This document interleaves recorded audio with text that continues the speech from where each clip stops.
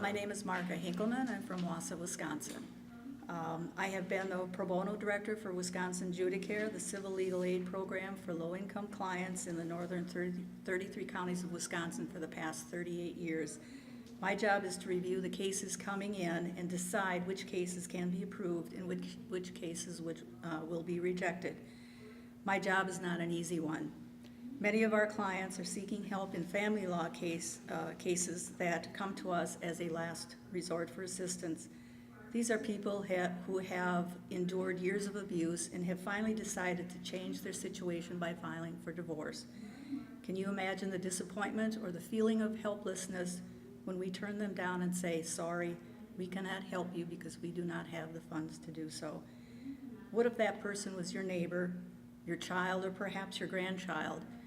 Wouldn't you want them to be able to receive assistance to remove them from this violent situation?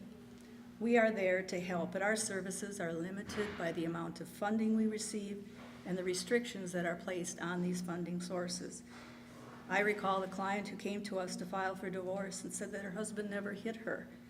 She never had to call the police or had the need to obtain a restraining order. But as we talked, she explained that her husband does not allow her to visit her parents or her siblings. She was not allowed to have friends over or to get a job outside the home. She was only allowed to stay home and take care of the children. That doesn't sound so bad, does it? As we continued to talk, she told me how her husband controls her every move. She is allowed to go to the grocery store once a week, but nowhere else, because her husband writes down the odometer reading of their only vehicle before she leaves and checks it when he comes home.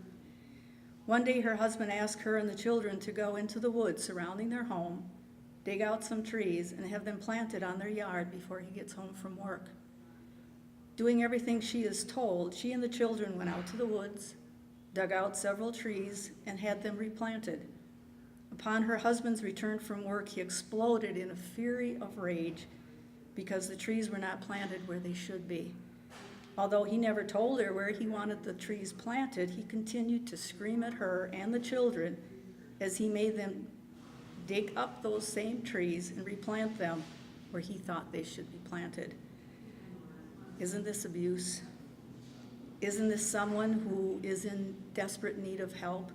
What if I would have said to this client, sorry, we can't help you?